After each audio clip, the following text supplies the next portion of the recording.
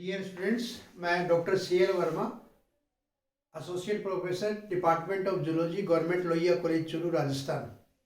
आज का अपना टॉपिक है रेस्पिरेटरी सिस्टम इन बेलोनोग्लोसस। बेलोनोग्लोसस का श्वसन तंत्र पढ़ेंगे अपन आज। बेलोनोग्लोसस हेमिकोडेटा का जंतु है और एक्वेटिक एनिमल है जो कि पानी के अंदर रहता है। यह पानी के अंदर किनारे के ऊपर पत्थरों के नीचे बिल बना करके रहता है, या फिर जो सी वीड्स होती है, समुद्री खरपतवार जो होती है, उसके अंदर बिल बना करके रहता है ये। तो इनकी बिलों में पानी प्रवेश करता रहता है। इसके अलावा ये मूवमेंट भी है, वो पानी के अंदर करता है। तो इस प्रकार से यहाँ पे जो रेस्पिरेशन है वो एक्वेटिक एनिमल्स के अंदर गिल्स के द्वारा ही रेस्पिरेशन होता है या बॉडी सरफेस के द्वारा होता है, लेकिन यहाँ पे जो रेस्पिरेशन है बेलोनोग्लोसस के अंदर वो गिल्स के द्वारा होते हैं। बेलोनोग्लोसस के अंदर अगर गिल्स अपन देखें तो वो फेरिंग्स के अंदर होते हैं और वो अपने को बाहर से गिल स्लिट्स के रूप में दिखाई देते हैं। अगर इसकी फेरिंग्स की अपन बात करें तो जब आपको डाइजेस्टिव सिस्टम पढ़ाया था उस समय बताया था कि फेरिंग्स जो है उसकी जो लेटरल वाल होती है, उस वाल से अंदर की तरफ फोल्ड निकलते हैं, लेटरल फोल्ड निकलते हैं, और उस लेटरल फोल्ड की वजह से फेरिंग्स के दो भाग हो जाते हैं। ऊपर वाला भाग है वो रेस्पिरेटरी पार्ट होता है और नीचे वाला डाइजेस्टिव पार्ट होता है। तो ऊपर वाला जो रेस्पिरेटरी रीजन है उसको ब्रेंकियल रीजन भी बोलते हैं और नीचे वाला होता है डाइजेस्टिव रीजन। डाइजेस्टिव रीजन है वो डाइजेशन में हेल्प करता है और रेस्पिरेटरी रीजन जो होता है वो उसका श्वसन में हेल्प करता है। तो इस तरीके से जो फेरिंग्स होती है उस फेरिंग्स के बीच में यहाँ पे फोल्ड बन जाते हैं और ये इस तरीके से दो पार्ट हो जाते हैं। तो ऊपर वाला जो पार्ट होता है वो रेस्पिरेटरी पार्ट कहलाता है और नीचे वाला है वो डाइजेस्टिव पार्ट कहलाता है। अपन यहाँ पर चर्चा करेंगे केवल रेस्पिरेटरी पार्ट की। इस रेस्पिरेटरी पार्ट के अंदर ही वो इसके गिल्स होते हैं। दूसरी तरीके से एक बार अपना वो फिर अगर फेरिंग्स को देखें तो इस प्रकार से फेरिंग्स में ये फोल्ड बन गए और ये फोल्ड जो है वो पेरा ब्रेंकियल फोल्ड भी बोलते हैं इनको, फोल्ड को पेरा ब्रेंकियल फोल्ड बोलते हैं। और इस पेरा ब्रेंकियल बोल्ड की वजह से, पेरा फेरेंजियल बेल्ट की वजह से क्या होता है, नीचे वाला पार्ट होता है वो डाइजेस्टिव पार्ट कहलाता है और ऊपर वाला रेस्पिरेटरी पार्ट कहलाता है। इस रेस्पिरेटरी पार्ट में यू शेप की अपन ने इस प्रकार से यू शेप की है वो क्या बताई थी, गिल स्लिट्स पाई जाती है। तो ये वाला पार्ट जो है वो रेस्पिरेशन में हेल्प करता है या रेस्पिरेशन का काम करता है। यहाँ पर देखिए अपन ने एक 3 डायमेंशनल डायग्राम बना रखा है बेलोनोग्लोसस का। इस 3 डायमेंशनल डायग्राम में देखिए ऊपर ये वाल दिखाई दे रही है, किसकी, बॉडी वाल। ये बॉडी वाल दिखाई दे रही है और इस बॉडी वाल के नीचे का पोर्शन अगर आप देखें तो इसके अंदर ये यहाँ पे अपन ने क्या दिखा रखे हैं, यहाँ पे ये गिल स्लिट्स दिखा रखे हैं 2। मेरी जो फिंगर चलती है वो क्या है, ये गिल स्लिट्स है। ये पूरा का पूरा एक गिल स्लिट है। दूसरा गिल स्लिट ये, दूसरा गिल स्लिट्स ये है। इस प्रकार से इस डायग्राम में अपन ने क्या 2 गिल स्लिट्स दिखाई दिए, ये दिखाए गए हैं। ये दोनों गिल स्लिट्स के बीच में ये एकदम से लंबा दिखाया गया है, लेकिन ये इस प्रकार से नहीं होता है। स्टार्टिंग में जब ये बनता है तो अंडाकार होता है, इस प्रकार से ओवल शेप का ये गिल होता है, गिल स्लिट होता है। लेकिन इसके अंदर अवनमन के द्वारा इसमें जो इसकी फेरिंजियल वाल है वो फेरिंजियल वाल अंतर्वलित होकर के इस तरीके से ये अंतर्वलित हो गई और इस प्रकार से ये गिल स्लिट की संरचना बन जाती है बाद में। और इन गिल स्लिट्स की संख्या जैसे जैसे उम्र बढ़ती है बेलोनोग्लोसस की वैसे वैसे इनकी संख्या बढ़ जाती है। तो यहाँ पर अपन ने यहाँ समझने के लिए अपन ने यहाँ पे 2 गिल स्लिट्स दिखाई दिए, एक ये है और दूसरा ये गिल स्लिट है। ये पूरा का पूरा क्या है, गिल स्लिट है एक, और ये दूसरा गिल स्लिट है। 2 गिल स्लिट यहाँ पर अपने डायग्राम में दिखाए। दोनों गिल स्लिट के बीच में, प्रत्येक गिल स्लिट के बीच में ये क्या है, ये है टंग बार।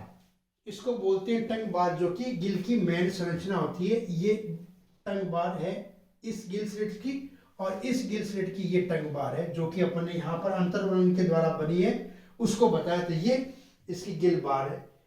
ठीक है। और इसी को टंग बार भी बोलते हैं, गिल बार भी बोलते हैं, प्राइमरी गिल बार भी बोलते हैं, कई बार इनको सेकेंडरी गिल बार भी बोलते हैं। तो ये इनकी गिल बार, मेन जो गिल बार है जिसको टंग बार बोलते हैं।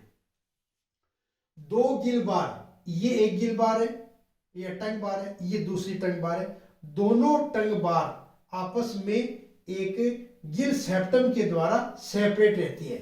इसके बीच में ये कोई गिल बार नहीं है, ये यहां पर क्या है, इसका गिल सेप्टम है जो इसको पृथक बनाए रखता है दोनों गिल स्लिट्स को। इस गिल सेप्टम के अंदर ये अटैच रहती है किसके द्वारा, साइनेप्टिक कुली के द्वारा। साइनेप्टिक कुली, तो ये देखिए ये यहां पर अपन ने साइनेप्टिक कुली दिखा रखी है। इन साइनेप्टिक कुली के द्वारा ये आपस में दोनों जो टंग बार है वो आपस में जुड़ी रहती है। दोनों गिल स्लिट्स है, दोनों गिल स्लिट्स है वो साइनेप्टिक कुली के द्वारा सेप्टम के अंदर है वो चिपकी रहती है। तो एक तरीके से ये एक गिल स्लिट है और दूसरा ये गिल स्लिट है। इन गिल स्लिट्स को या इन गिल बार को सपोर्ट देने के लिए इनमें एंडोस्केलेटन पाया जाता है, जो अपने पिछले वीडियो के अंदर पढ़ा था। उस एंडोस्केलेटन में क्या है, यहां पे इनके अंदर गिल रोड पाई जाती है। ये गिल रोड है, ये जो अपने रेड कलर की दिखा रखी है ये गिल रोड है। और जो एक गिल रोड होती है वो एम शेप की होती है, एम आकार की होती है। इस प्रकार से एम जैसे अपन लिखते हैं वैसे होते हैं। तो यहां पर देखिए ये एक गिल रोड दिखा रखी है, यहां से ये आती है, सेप्टम में प्रवेश करती है और उसके बाद में वापस आकर के दूसरी गिल बार के अंदर प्रवेश करती है। तो ये एक तरीके से क्या बन गया, एम। देखिए यहां पर दोबारा देखिए आप, ये यहां से एक गिल बार में है, टंग बार में, यहां से ये सेप्टम में गया और सेप्टम में एम की भांति देखिए वापस आकर के दूसरी एडजेसेंट गिल बार है जो है उसके अंदर प्रवेश करता है। तो ये जो गिल रोड है, जो एम आकार की गिल रोड है, उसके जो आउटर आर्म है वो एक गिल बार में है और दूसरी साइड की जो आउटर है वो दूसरी गिल बार में है। और जो बीच की डबल होती है वो किसके अंदर है, सेप्टम के अंदर पाई जाती है। और वो सेप्टम के अंदर जो होती है वो आगे से बाइफरकेटेड होती है, इस प्रकार से आगे से ये बाइफरकेटेड होती है। कौन सी, गिल रोड। तो ये आपने यहां पर गिल रोड्स दिखाई है। ये गिल रोड्स है वो इस गिल बार को और गिल को क्या करती है, सपोर्ट करती है, मैकेनिकल सपोर्ट देती है। इस टंग बार के अंदर ये अंदर का जो स्पेस है वो सिलोम है, यानी यहां पर अपने ये क्या दिखा रखा है, सिलोम। तो ये अंदर क्या है, इसके अंदर सिलोम का पार्ट है, सबके अंदर सिलोम का पार्ट है। इस प्रकार से ये गिल की संरचना होती है। प्रत्येक गिल बार के बाद में जो ये अपन पोर्शन दिखा रखे हैं वो फेरिंक्स का कौन सा पोर्शन है, रेस्पिरेटरी रीजन, ऊपर वाला रीजन वो ये रेस्पिरेटरी रीजन है। डाइजेस्टिव रीजन है वो नीचे की साइड में होता है। अब इस रेस्पिरेटरी रीजन में ऊपर की तरफ अगर आप देखोगे तो यहाँ पे आपको क्या मिलेगा, बॉडी वॉल। और बॉडी वॉल और इन गिल स्लिट्स के बीच में जो स्पेस है, ये जो स्पेस है वो क्या कहलाता है, ब्रेंकियल सैक। यानी प्रत्येक गिल स्लिट्स किस में खुलता है, ब्रेंकियल सैक में। और इस गिल स्लिट का ये ब्रेंकियल सैक दिखा रखा है अपन ने और इस गिल स्लिट्स का ये ब्रेंकियल सैक दिखा रखा है। और दोनों ब्रेंकियल सैक या जितने भी ब्रेंकियल सैक है वो एक गिल पोर के द्वारा बाहर खुलता है। कई बार स्टूडेंट क्या करता है कि गिल पोर को और गिल स्लिट को एक मान लेता है। गिल पोर अलग होता है और गिल स्लिट अलग होता है। गिल स्लिट जो गिल के अंदर जो आपको स्पेस दिखाई देता है वो गिल स्लिट है, ये गिल स्लिट है और ये दूसरी गिल स्लिट है। ये दोनों के दोनों गिल स्लिट्स अपने यहाँ पे दो दिखाई, किस में खुलती है, ब्रेंकियल सैक में। और ये ब्रेंकियल सैक है वो गिल पोर के द्वारा बाहर खुलता है। इस प्रकार से इनकी संरचना होती है। अब ये जो ब्रेंकियल सैक है वो कहां पर है, बॉडी वॉल और जो फेरिंक्स का रेस्पिरेटरी रीजन है उनके बीच में जो स्पेस है उसी को अपन ने क्या कहा है, ब्रेंकियल सैक। और वो गिल पोर के द्वारा बाहर खुलता है। तो इस प्रकार से इसकी यह संरचना होती है गिल्स की। अपन ने यहाँ पे 3 dimensional view of 2 gill slits and 2 branchial sacs. 2 ही तो अपन ने गिल स्लिट्स दिखाई है और 2 ही अपन ने ब्रेंकियल सैक दिखाए और 2 ही अपन ने क्या दिखाए, गिल पोर। इस प्रकार से इसकी संरचना होती है गिल्स की। इसी डायग्राम को अपन ने यहाँ पर ले रखा है। इस डायग्राम के अंदर देखिए आप, यहाँ पर देखिए अपन ने ये क्या दिखा रखा है,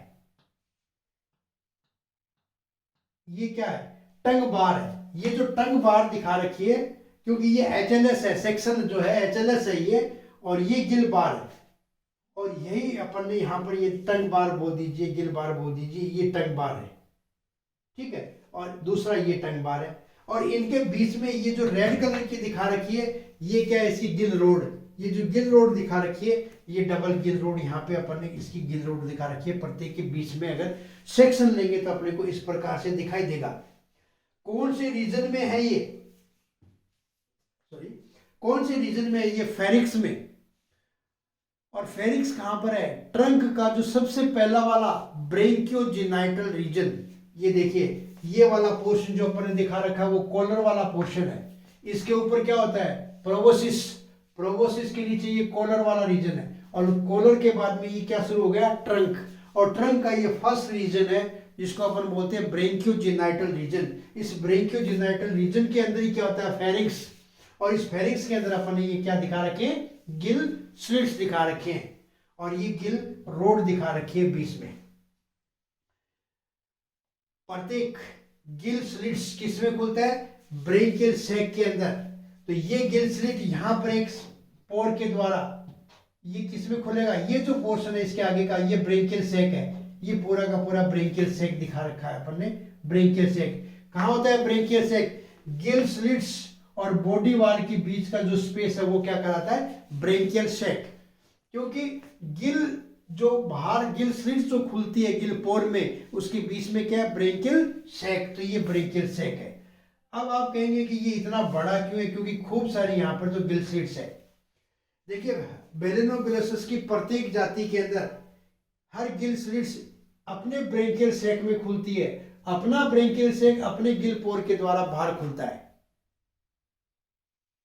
प्रत्येक गिल स्लिट्स का अपना ब्रेंकियल सैक होता है, और अपना हर एक ब्रेंकियल सैक का अपना क्या होता है, गिल पोर होता है जो बॉडी के बाहर खुलता है। यहां पे देखिए आप, ये अपन ने एक बेलेनोग्लोसस की अलग स्पीसीज ली है, बेलेनोग्लोसस मीजाकाइनेसिस। इस स्पीसीज में क्या है कि यहां पे